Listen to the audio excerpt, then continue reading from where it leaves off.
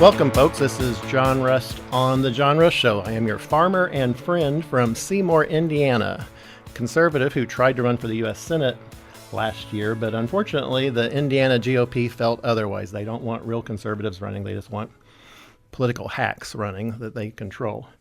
Here in the studio today with Ethan Hatcher. Welcome, Ethan. Hey, I'm happy to be here, John Rust. And can I say first and foremost, what the Indiana GOP did to you in running for the Senate was absolutely criminal. It was disgusting. And look, you may have lost, you may have won. We'll never know because Jim Banks didn't want any competition at the table. He was scared to death. That's gross. Right. Well, that's the whole Indiana GOP. Right. They have a specific law against regular Hoosiers. 81% of Hoosiers are banned from running for political office. And you cannot convince me that the government has a compelling interest in keeping 81% of the citizenry from being able to participate in the electoral process. That's disgusting. And that's where we're at, and that's how the Indiana GOP has become this massive tax and spend party. They are the party of government. They are not the party of conservatives. They are not the party of the people. They pretend to be. When they go to Lincoln Day dinners, it's rah, rah, rah, I'm a conservative. They thump their chests. But when they actually vote on things, it's really a liberal Democratic line. It's spending. It's not the crazy liberal Democrat stuff, but spending-wise, it is like a liberal Democrat. Massive spending. On my show, Saturday Night on the Circle, which you can hear on 93.1 WIBC from 7 to 9 every Saturday, I have started calling Indiana the California of the Midwest. It's a sad state of affairs. California is number one in gas tax. Indiana is number 4 in the gasoline tax. We are only 2 other states between us and California. And now they want to add tolls. So it's not just we have one of the highest gas taxes in the country. Now they want to toll us besides. And California has a better, more conservative, I would say, property tax plan than Indiana. Well, property tax is theft, pure and simple. Well, look into Proposition 13 sometime, because California, if there's going to be property taxes, they did it pretty much right. And this was back in the 70s when California used to be a red state. Well, and unfortunately, we can't do those kind of propositions here in Indiana. The state constitution forbids it. Yeah. There is no process for it. So we are stuck with state legislatures who are really, at this point, just political hacks. Sorry. Not sorry. That's just how we are. That's the truth. But let's talk about the tolls, because this is also a really disgusting plan that the Indiana GOP has, and they've been sitting on it for a few years now, John. This is dating back at least to 2018 when the INDOT came out with a statewide interstate tolling strategic plan. Right. So they've had this going on for quite a few years. And then now, of course, Mike Braun is asking the federal government for the authority to expand tolling on some of Indiana's most traveled highways, including I-65 and I-70. So it'd cost you $20 to go from Michigan to Kentucky. It'd cost you $11 to go from Illinois to Ohio. And that adds up quick. And it'll cost you $8 to go from Indianapolis to Louisville. If you're a car, a semi is $42. You know, folks, you're going to pay for that. You know, they may think, oh, it's easy, just tax the truckers. You will eat it. You know, we're sending out eggs, every day. If we have to pay that toll, that will be paid for by the consumer. We can't afford to pay that. Well, who's really going to be paying for this are the small communities, because anybody who's going to try to avoid the toll is now going to be using those state and local roads, and it's going to be increasing the traffic. And that's what happened up in northern Indiana along I-80. They told that. And now those folks have to take local roads to avoid paying the ridiculous tolls. And do you know what that tolling company is doing? What they're doing on pushing the green agenda? This is from indianatollroad.org, and they are talking about their Project Solil, a 2023 project designed to provide enough solar energy to account for 1/3 of the Indiana toll road's electricity demand, achieving 100% uptime since June. They are going for net zero. If you're going for net zero, you can't have people on the roads because people breathe out 2 pounds of carbon every day. Well, let's also talk about the carbon production and the mining that is necessary to produce the mineral materials that are needed to build the solar plants. You know how I know these greenies are never serious about net zero or green energy in general? Because they never suggest nuclear. Nuclear is the greenest energy that we have available. It is the most powerful, most reliable energy that is available. But they fearmonger about the possibility of radiation, which is really not a concern if you look into these reactors, if you look into the design, it's not nearly as much cause for alarm as many would lead you to believe. Ironically, many in the Green movement. Well, they're against anything that they can't control. And it's all about control, folks. It's all about government controlling what you do. You know, I'm a conservative. I don't think the government should be inside your house telling you how to live your life. You know, for instance, on cigarette taxes, this may be controversial. They should only be taxed at the sales tax rate. There shouldn't be a special sin tax for cigarettes. Because if you say, well, cigarettes are bad, yes, maybe they are. I grant that. But, well, okay, so what are they going to say? Doritos, they're bad for you. Let's have a Dorito tax. What's the difference? What's next? You know, and back to gasoline. Why do we have to pay 3 taxes now to use your car? You have a gasoline tax, you have a sales tax on the gasoline, and now you're going to have a toll. Plus, you have your local wheel taxes and your local income taxes. It's just tax, tax, tax, tax. And you know what a sin tax is? A tacit admission of that all taxes are regressive, because when you have a sin tax, it's supposedly because we want less of something. If you add taxes to cigarettes, it's because we want fewer people to smoke cigarettes. Yes, then you exactly. ask yourself, well, then why do we have an income tax? Exactly. Is it because we want people making less income? All taxes are regressive. But let's talk about where the money is going, because I'm sure you're old enough to remember when the Hoosier Lottery came into being. They sold that was going to pay for everything. That was going to pay for everything. It was going to pay for the roads. And then, of course, not so far in the distant past, what was that, 2017, when our glorious Governor Mike Braun originally voted for the single largest state tax increase in Indiana state history, the automatically renewing gas tax increase that increases every single year. Every single year. And now that's they not just enough. renewed it not too long ago. Well, and did you know they're saying, oh, the gas tax is going down? No, that's absolutely false. Mm-hmm. The amount of revenue coming in from the gasoline tax is increasing every year. It's up 32% since the gasoline tax was first increased in 2018, like you said. And road funding in general, since 2015, has gone up by 59%. So they're trying... So why do we need tolls if there's 59% increase in gasoline revenue? Why on earth? My roads are not 59% better. No, you know, the roads are so bad. I had that campaign bus when I was running for the Senate. I couldn't take the bus on some of the roads because it was destroying the bus. There was, you know, the plumbing in the bus was getting shattered by all the potholes. And you go downtown Indianapolis, all they're doing is building bike lanes. And then don't get me started on Indigo. Yeah, well, don't get me started on Indigo. They are mutilating in my neighborhood, Michigan Street, New York Street. It's a two-way conversion, and they're trying to say that this is because of the road funding formula, but they now have narrowed the roads to such a degree that is going to be a hindrance for commuter traffic. But that's the aim. It's always to narrow and control your behavior, to coddle and then cajole you into supporting what their mass transit and aims. So I always say this, on 465, if the Democrats were in charge, they would just make it one big bike lane. You know, there would be no cars on it. Yeah, good point. And so, you know, the Republicans are better than Democrats. Don't get me wrong. But we can't just have bike lane after bike lane. We have to be able to get to work. And you're going to drive your car to work. If it's 20 below zero, which some Indiana winter days are like that, you're not going to want to ride your bicycle down to the circle, are you? Well, we have more drivers. Since 2015, we have about 6% more licensed drivers. We have about 13% more vehicle miles traveled. So this is the consumer telling you that they are choosing road travel over these green alternatives, over the mass transit alternatives, over a bike, which of course is not practicable in the Midwest, let alone when you're dealing with the crime concerns of downtown Indianapolis. I wouldn't feel safe to bike through some of these neighborhoods. And, you know, I've driven downtown Indianapolis quite a bit, and I have yet to see a bicycle on some of these lanes. Well, in fairness, I see a few, but we're talking about a handful. On a nice day, maybe, right? On a nice day. So on Indigo, as I understand it, they're talking about a new bus line that is going across the city of Indianapolis, and it's going to be like $340 million. Yeah. And I saw this figure that it would be cheap. That's going to work out to 47. Or Indigo now is spending $47 per rider to ride the bus. It would be cheaper to buy an Uber for everyone to ride in an Uber than to have our bus system in Indianapolis. And they're only asking for $1.50 for a day pass right now, and they're increasing it to $2.50. And some people are having a conniption fit because they're experiencing a fare increase for the first time in 16 years, as if all of the rest of us haven't experienced precipitous rises thanks to Biden inflation on every aspect of life. But whether it's when we go to the grocery store, whether it's we go to the gas pump, wherever you go. But for Indiana taxpayers, it would be much cheaper just to call an Uber in.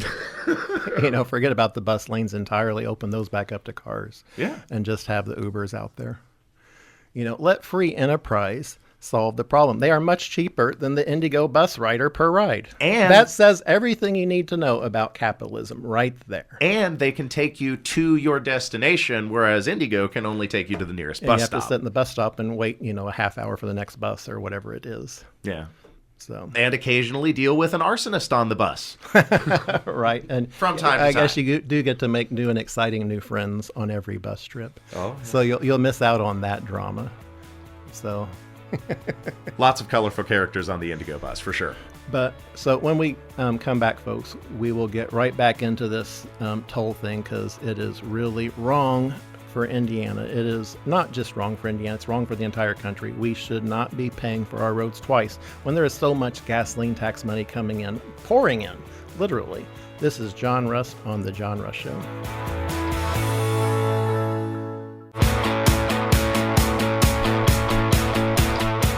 Welcome back, folks. This is John Rust on The John Rust Show in the studio today with Ethan Hatcher. Welcome back. Hey, I'm having a lot of fun. Thanks for inviting me on the show. It's nice to have a fellow conservative on this show. And what a beautiful radio station you have. I love the setup here. I like the soundproofing. It's a nice studio. Well, we're getting the job done.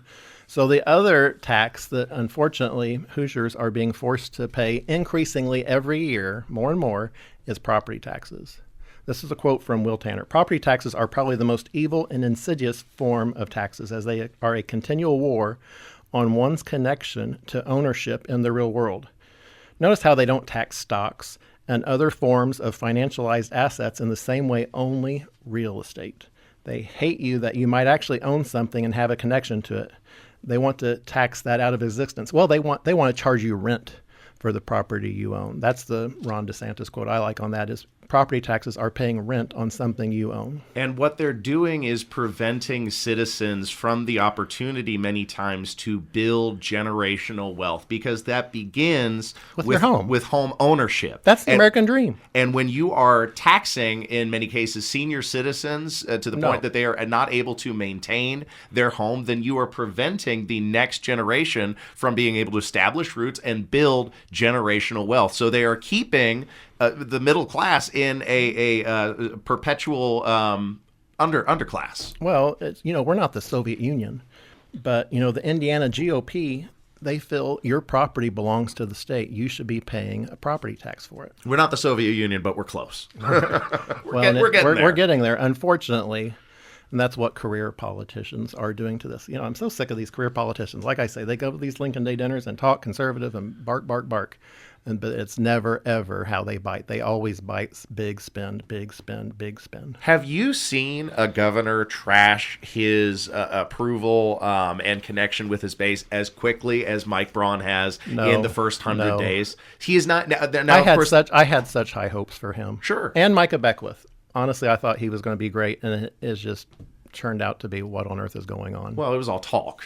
It was all talk. When Micah got that $90,000 SUV and asked to double his budget over the previous occupant, that was the sign right there. Okay, this is not a good sign. Well, now he's taking donations from Diego. He's not, willing to ask questions about what's going on in the Secretary of State's office. This is a problem. Well, yeah, who paid for Diego's trip to India? What is going on with that, and why isn't Todd Rokita investigating that? Instead, you know what Todd Rokita's done? He's went out and endorsed Diego Morales and sent him a $5,000 check. And this is somebody who has an alleged FBI investigation that could be tying him to Guatemalan money laundering operation here in restaurants in Indianapolis. Again, this is alleged, but there are so many questions surrounding this Diego Morales character. And as the saying goes, where there's smoke, there is fire. Right. Well, it's just that $5,000 donation from Rakita to Morales didn't surprise me because they both worked hand in glove to keep me off the ballot. Both of them did. Diego Morales and Todd Rakita. They were the ones. I had to file my lawsuit against the Secretary of State to get on the ballot, and Rakita was the one defending it. Well, and the big irony is here that Todd Rakita once fired Diego Morales from his position. And now they're best buddies. And now they're best buddies. So how where's time Rakita? changes things. There's something where the Indiana League of Women Voters is going after Morales for where he's using his name and putting it on promotional material. I went to the state fair last year, and you would think it was the Diego Morales sponsored state fair. He had this large booth. Did you go to the state fair? Yes. Yeah. He had this massive booth there. Did you see that? Right over by the Midway. Right. And it's like, what is going on there? It's great. What was he handing out? The Constitution and registering people to vote. That's good, I guess. It's a pseudo campaign. But it was, his name, I believe, was bigger than anything else on there. So you're like, oh, that's the Diego Morales tent, paid for by the Hoosier taxpayers, and that's what's against the law, and that's what there has been this complaint filed against Diego by the League of Women Voters in Indiana over him using his likeness on state paid for property, because that is against the law. Well, he's also forgotten to use the disclaimer, paid for by the campaign of Diego Morales in campaign material. So, I mean, he's making these repeated violations across multiple things. This guy's a train wreck. And then the fact that the establishment is then circling the wagons. Well, they're stone silent on it. Sure. Because they get money from the same people that are giving to Morales. It's all one club. If you're in it, you're great. But if you're not in it, forget it. And so what that means, though, folks, and for you and me, is you get higher taxes, you get tolls. And, the toll thing is the one thing is really, that and the property tax. We got stabbed in the back on property taxes because the promise was to reset to 2021. They failed to deliver. The biggest property tax cut was coming in the form of a personal property deduction. Then that got cut from the bill. So the only thing that we're ultimately left with is the lit tax increase that now these local communities are going to be able to go after. And they're doing that right here in Johnson County. They've already announced they're increasing it to the max. If you give these people an inch, they will take a mile every single time. Every county in the state of Indiana. They're going to go crazy with it. And so your taxes, folks, are just going to go up and up, and now you're going to have to pay tolls in addition to it. But back on property taxes, what I didn't like about all that was how the Indiana GOP put out these ads saying, oh, we did this massive tax cut. Please call Mike Braun and thank him for lowering your taxes. What hogwash. I use the polite term tinkling. The Indiana GOP was tinkling on your leg and calling it rain. It wasn't that at all. We are getting a massive tax increase because of what these assessments are doing. And that was not addressed at all. And behind the scenes, Governor Braun had promised to use his campaign dollars, to use these political action committees to go after Republicans who refuse to comply with property tax reform. That was the promise. And then ultimately, they used those dollars to promote the debacle that got passed through the House and Senate that he signed. And then we're all supposed to sit there and smile and say, oh, yes, thank you for the $300 while my taxes went up $800. That's just example after example where that happened because the assessments are going through the roof for everyone. And a lot of people aren't even getting that $300 property tax credit because their home isn't high enough to get the value there. Right. So, when I got into politics, I thought I'm going to fit right in because I'm a conservative. I have only given money to Republican conservative candidates my entire life, never a dollar to the Democrats. And I thought the Indiana GOP is going to welcome me with just roll out the carpets, and I was going to be a star in it because I have such a great story. Sadly, no, that was not the case at all. They don't want anyone that has any real world experience. They only want people that grew up in the party establishment that work through these channels where they are become these robots of government. Well, I think George Carlin kind of summed it up best, the great comedian, when he once said that it's a big club and you aren't in it. Yes, right. No, yeah, exactly. And that is the Indiana GOP to a T. But I'm not stopping. They continue to try to stop me. That's okay. But I believe in the freedom of speech, and I'm going to keep this radio station going, or my program going, because I believe in raising the curtain and shining the flashlight. And that's exactly what I'm going to keep doing. I may never run for anything ever again, but I'm going to say, hey, you're doing something that you should not be doing. And right now, number one, Indiana should be working to eliminate property taxes, not just cutting the increases, but actually eliminating. That's what Ron DeSantis is doing in Florida. And number two, heck no, I'll use the polite term, on tolls. Absolutely, positively, no way. I'm one of the few, I guess, I did not like when they sold the interstate up in northern Indiana to raise, billions of dollars to cover a state current budget deficit that year. That was wrong. Your tax dollars paid for that road. It shouldn't just be sold to pay for a short-term gain today. And if going back to what we talked about in the first segment, that proposal from INDOT, the statewide interstate tolling strategic plan, they're proposing exactly that in the details there. They're saying, well, we could lease a section of the interstate going forward to a tolling company to get the revenue to build the rest of the tolls across the interstate. So they are using the same plan. And if it's like the one in northern Indiana where they're talking about all this new Green New Deal crap, where they're talking about making it net zero and putting in solar panels and banning carbon, I'm one of the few. There's nothing wrong with coal, in my opinion. I'm all for coal-powered plants. China's still building 2 new coal-powered plants every week. Why are we trying to disarm ourselves and have higher energy costs than China? We're competing against China. Why should we unilaterally disarm against them? Well, coal power production has also substantially increased its efficiency. They now powderize the coal to get the maximum amount of energy transfer, and then there's so many filters on there. It's a relatively clean form of energy generation. Well, and if you go to the plants and you see them actually operating, there's only water vapor going out. There's almost nothing going out of the stacks. Almost nothing. It is clean energy. It really, truly is clean coal. So but the problem is, I don't think there's a problem with carbon. Even if coal was bad, it's not. Carbon is not the reason it should be bad, because carbon is necessary for human life. We actually need more carbon. We don't need less. There's this fallacy that carbon is somehow bad. It's absolutely not. Well, it's plant food, and then also the amount of carbon that we're talking about is a fractional percentage of the makeup of our atmosphere. We're dealing with, fractions of a percent. Correct. And then they act like it's going to tank the whole system. Yep. It's not. Well, Ethan, thank you so much for joining us on this. Thank you so much. It's been awesome having you here. Hey, I appreciate you inviting me in the studio, John. It's been a blast. Okay, well, folks, we'll be right back. This is John Rust on The John Rust Show.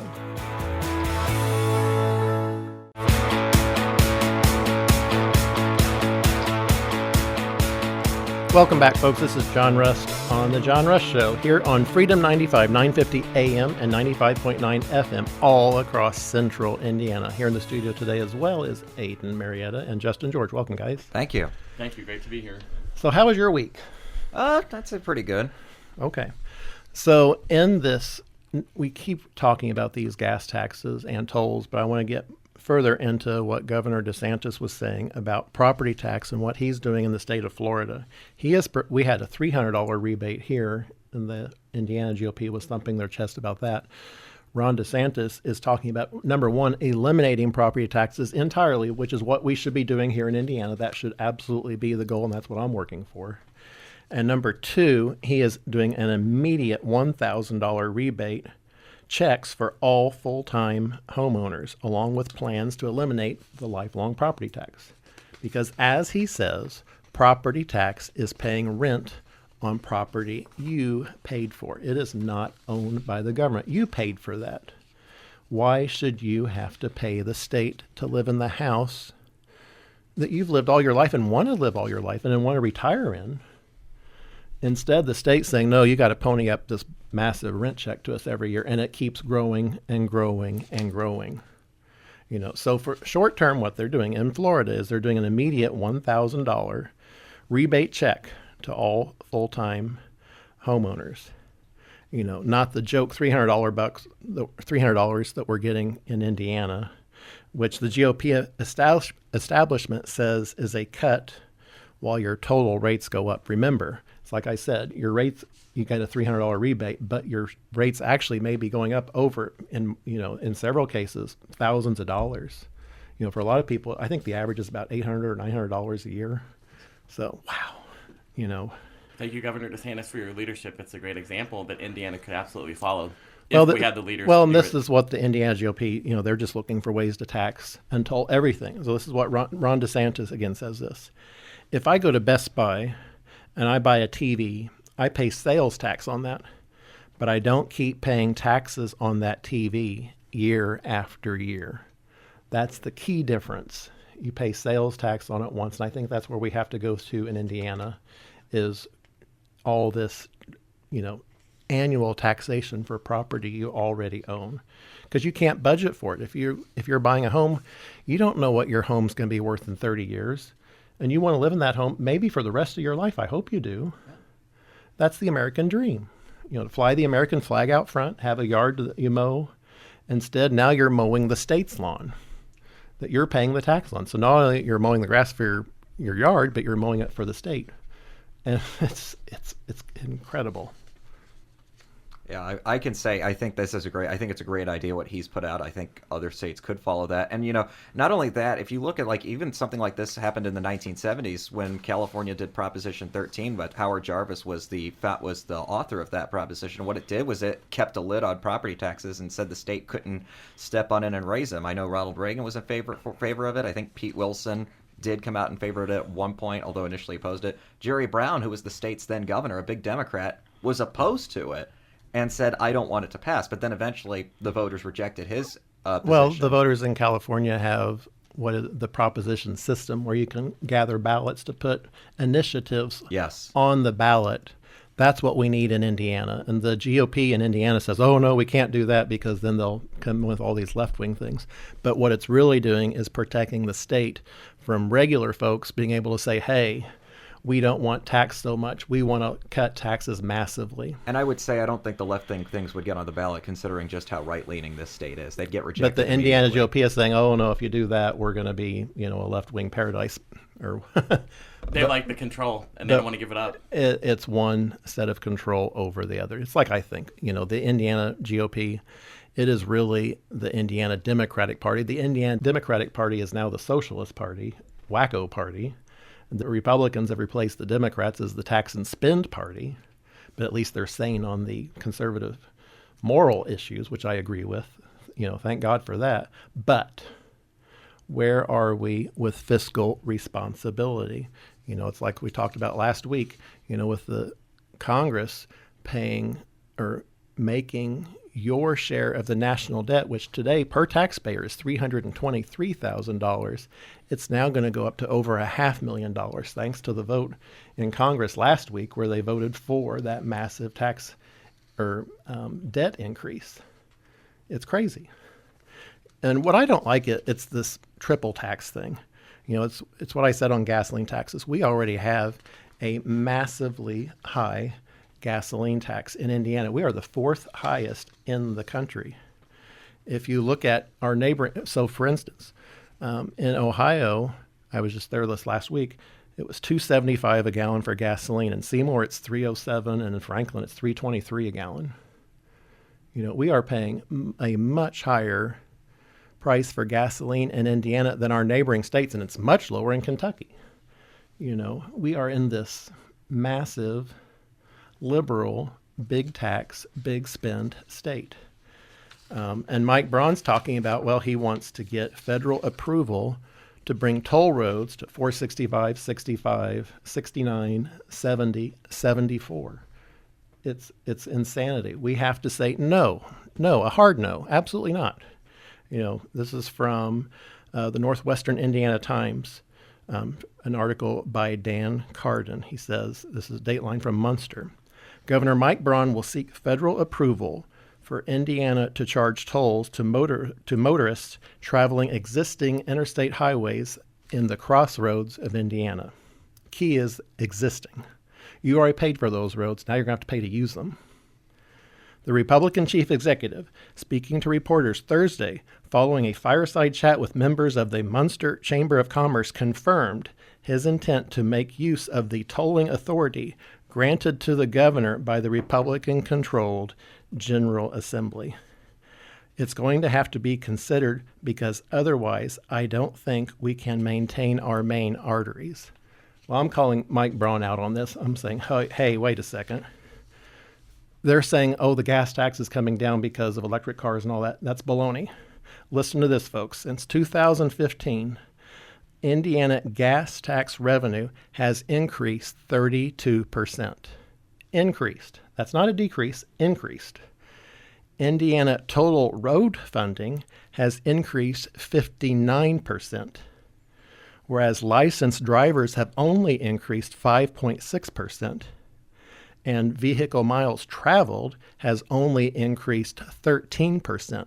Yet the revenue coming in has massively increased over what the usage has been. But now they're saying, oh no, we need the toll as well. It's absolute hogwash, pure and simple. And well, it's an ridiculous. absolute lie that tax revenue is going down. It's increasing. It's increasing every year. And, why do they keep diverting road funding for the general fund? Why are we paying for these luxury rest stops or artwork in the middle of roundabouts? Fiscally irresponsible. A roundabout can be up to $3 million. I think can be $1.5 million to $3 million for an average roundabout. Guess what, folks? 4 stop signs is $800. Where on earth is common sense in the state of Indiana? But they have $170 million to spend for Eli Lilly for roads just to that new plant that they're building. That's where all the money's going. It's not for us. It's for special pick and choose corporations that the Indiana State GOP is in the process of saying, hey, we love picking winners and losers.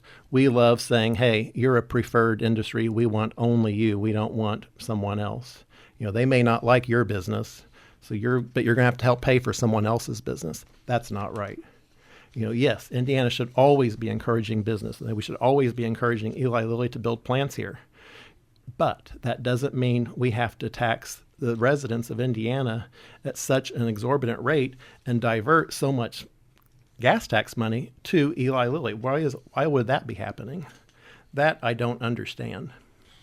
But, going back, Ethan Hatcher was talking about this earlier. You go back to when the lottery was enacted.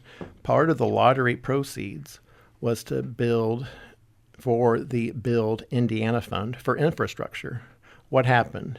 Well, did they sell the lottery out? What happened to all that money? I know people are still buying lottery tickets. Why are we suddenly saying, oh, no, it's not good enough. We need more. Why do we need tolls? It's absolutely insanity. And like I said, it's because they're not needed because our revenue from the gasoline tax keeps increasing so much, 32%. It's there. It's there. But it's not being spent on the roads, apparently. So the big point that I want to talk about this and why I'm chastising the Indiana GOP, looking for the right word here, is we are blowing a chance to be a conservative state. We are disheartening so many Hoosier voters by continuing all these taxes and tolls when we should be acting conservatively. We're not. So true conservatives are going to say, screw this, I'm just going to stay at home. Why should I vote for these people? They just lie through their teeth and say, oh, I'm going to cut your property taxes when they actually don't. They're going to stay home and we're going to get Democrats in charge again. This is a warning by Hammond Mayor Thomas McDermott Jr. He has warned of a political backlash, predicting it could lead to a Democratic governor in future elections. And this is because the quote-unquote Republicans, the quote-unquote conservatives, are taxing and now tolling so much. Folks, when we come back, we're going to get right back into this. This is John Rust on The John Rust Show.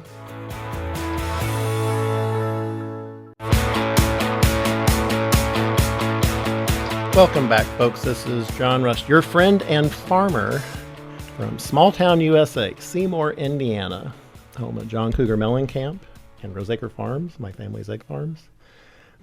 We produce good things in Seymour, and we want Indiana to share in that bounty and to keep growing our state. I absolutely want Eli Lilly to be building large, new, wonderful plants here. That's a wonderful thing, but we have to be careful that we're not causing so much taxation that we are hurting regular Hoosiers in the process of doing so. And that's what's happening today, with property taxes especially. Hopefully on this toll road thing, this is not a given. Hopefully Trump's administration will turn it down. They turned down the governor of New York, who was trying to do congestion pricing for Manhattan, for folks coming in from New Jersey. She was trying to triple tax them, I think. I think the rate was triple during daylight hours. Yep. Yeah, she did something like that. To go into Manhattan. And we got to quit taxing working people. And that's what we're doing here in Indiana through a toll, because that is an absolute tax on working people. It's just like the property tax. Unfortunately, the Indiana GOP, there's a quote here from and it kind of relates to the Indiana GOP, and it's really scary because this is from Benito Mussolini. This is the quote: "Everything in the state, nothing outside the state, nothing against the state." Doesn't that sound like the state of Indiana now? The Indiana GOP, everything in the state, it's all about taxing, 3 times, on your gasoline now. Through a sales tax, a gasoline tax, and now a toll to use your car, plus the wheel taxes. So it's a 4th tax. Everything for the state. And they're using those funds for these insider sweetheart deals for select corporations that the IEDC gets to choose. It's not you. We have the Indiana Economic Development Corporation picking winners and losers in the Indiana economy. I believe in capitalism. Capitalism should decide what companies survive. It's just like my family's egg business. When my dad started selling eggs in 1948, he was getting 50 cents a dozen. If you adjust that for inflation today, that'd be over $6.50 a dozen. But guess what, folks? We're getting less than half of that today. That's the wonder of capitalism. It's taking care of itself. And that's why eggs, even at $3 a dozen, they're $3.47 here at the Walmart, are such an incredible value. And it's interesting too, because to learn more about farmers, the fantastic farmers such as you, and what you do for our great state. And that's the thing, these politicians that are in the GOP, they call themselves Republicans, and they don't think about our great farmers. I love our Hoosier farmers. They do a great service for our state, and we should love and protect our farmers because they're the backbone of the state. So I just want to thank you and all of our farmers for everything that you do. We're working hard to feed our fellow Hoosiers economically. That's always our main goal. Like I said, when my dad started selling eggs, he was getting 50 cents a dozen. Adjusted for inflation, unfortunately, and we talked about this on last week's show, remember where I talked about how the penny was being discontinued. It cost the U.S. government 4 cents to produce every penny. So that's government for you.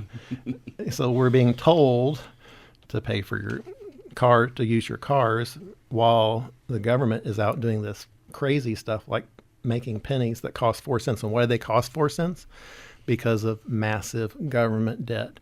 All that massive government debt, the debt that you owe as a taxpayer, which I said is going from $323,000 per taxpayer now to over $500,000 projected, based on what the Republican quote unquote Republican Congress voted for last week. It's going to be over $500,000 per taxpayer. It's just astounding. And approximately every 30 seconds, the U.S. debt goes up by more than $1 million. There's a debt clock, and Representative Thomas Massey has brought attention to this issue as well. Well, and he's a true hero, and we talked about that last week, where he stood up, and it was one of the few in Congress that said, no, we should not be increasing government debt. But, what I have what I don't like is, look at what happened with Jefferson Shreve. I'm going to call balls and strikes as I see them, folks. I'm not in this to make friends with anyone. And, he seems like a nice guy, but you don't go to Congress to start trading stocks based on insider information. I don't think members of Congress should be trading stocks. Personally, I think they should be limited to index funds. If you have money to invest, go on the S&P 500 or something like that. You shouldn't be picking stocks that you are in a committee that you exercise oversight on. This is from Trade with Pelosi on Twitter. This is very interesting. It's time to expose another politician for sketchy stock trades. This time it's Representative Jefferson Shreve. On April 11th, he purchased $50,000 worth of CSX Railroad. Weeks before his purchase, the All Aboard Act was referred to the Subcommittee on Railroads, Pipelines, and Hazardous Materials. The bill aims to invest $300 million over the next 5 years to establish freight and passenger rail training centers. Guess who sits on the Subcommittee on Railroads, Pipelines, and Hazardous Materials? Representative Jefferson Shreve. Jesse Kelly, he had a comment on this, and this is the truth. He says the GOP will ban stock trading right after they repeal Obamacare. You know, it's one of these things that will never happen. Speaker Johnson claims he backs a congressional stock trading ban, but doesn't commit to the vote. They never commit to the vote. Where has the vote been on the Doge cuts? Different story from what he's telling Well, you. he actually says he has sympathy for members of Congress trading stocks. He says, look, I have some sympathy. Look, at least let them engage in some stock trading so they can continue to take care of their family. Folks, they already make $200,000 a year with all their office stipends. $200,000 a year. You know, Jim Banks, he lives in $1 million home in Virginia. He certainly doesn't live in Indiana. You know, how do you afford $1 million home? You become a member of Congress, obviously, so you can trade Have special stocks. privileges that Right. we don't get. Well, folks, you know, this is why I got into this.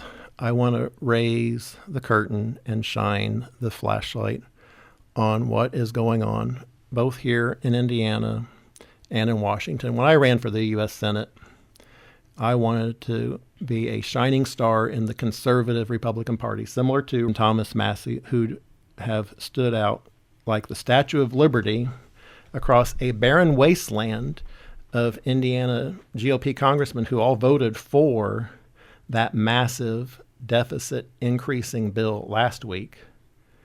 But only Thomas Massie said no. There was one other congressman from Ohio. Warren Davidson.